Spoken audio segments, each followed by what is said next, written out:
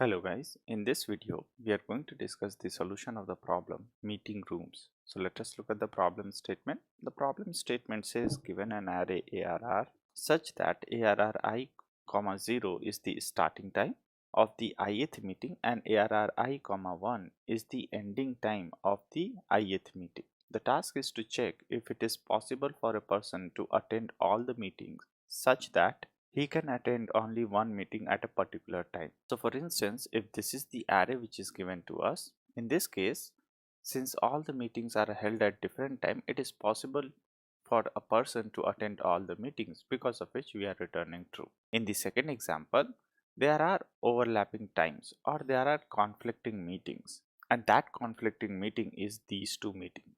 If a person is attending this meeting, then that person cannot attend this meeting. Similarly, if a person is attending this meeting, then he will not be able to attend this meeting, because of which we are returning false. So that's about the problem statement, folks. Now let us discuss the solution of this problem. So the general idea behind solving this problem is to understand when a person can attend all meetings. Well, a person will be able to attend all meetings if and only if there are no conflicts or there are no overlappings. And if there are no conflicts or overlapping, then we are going to return true, because it is possible for a person to attend all the meetings.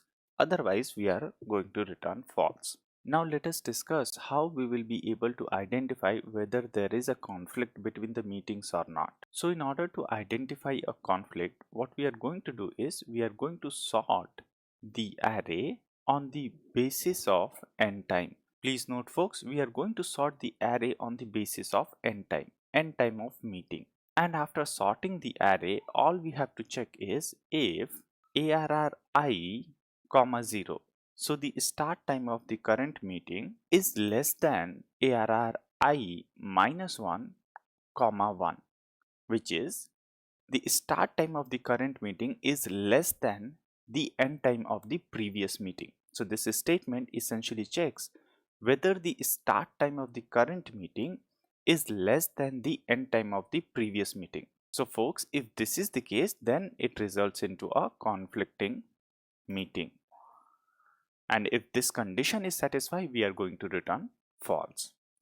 And if for all the meetings this condition is not satisfied, then that simply means there isn't any conflicting meeting and we will be able to attend all the meetings, in which case we are going to return true. So that's the discussion of solution, folks. Now let us discuss the pseudocode of this problem. So let us say we have a function can attend and an array is given to us. So as we have discussed, the first thing which we are going to do is we are going to sort this array, and the sorting needs to happen on the basis of n time. So let us do that. ARR is equals to sorted array we want to sort, and then let's use the lambda function over here. So lambda x colon, and the sorting needs to happen on the basis of x1 n time. So x1, and in this way we have sorted the array on the basis of n time. After sorting the array, let us iterate on each of the meetings. So for that, I in range of 1 to len of array. Please note, folks, I am starting from I equals to 1 rather than I equals to 0, because we are going to use I minus 1. Now let us do that.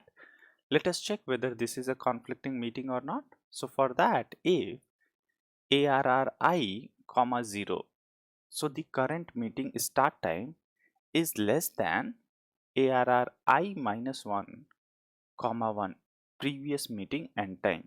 If this is the case, it is a conflicting meeting and we can return false from here. Otherwise, we are going to return true. So that's the pseudocode, folks. Now let us see how we have implemented this in Python and C++. So first, let us look at the Python implementation. So in the Python implementation, we have sorted the array on the basis of n time. After that, we are iterating on the meetings and we are checking whether this is a conflicting meeting. If this is a conflicting meeting, we are returning false. If none of the meetings are conflicting meeting, then in that case we are returning true. So that's the Python implementation, folks. Now let us submit our solution. So our Python solution got accepted. Now let us look at the C++ implementation. So the C++ implementation is also the same, folks. Over here we are sorting the array, and to sort the array we are using this compare function since we need to sort the array on the basis of n time. So this is how we are sorting the array, and after that we are iterating on the meetings and we are checking whether this is a conflicting meeting. If this is a conflicting meeting, we are returning false, otherwise we are returning true. So that's the C++ implementation, folks. Now let us submit our solution. So our C++ implementation also got accepted. That is all from this video, folks. In case if you have any question or comment regarding this video, please feel free to use the comment section and I'll try to address them. Thank you.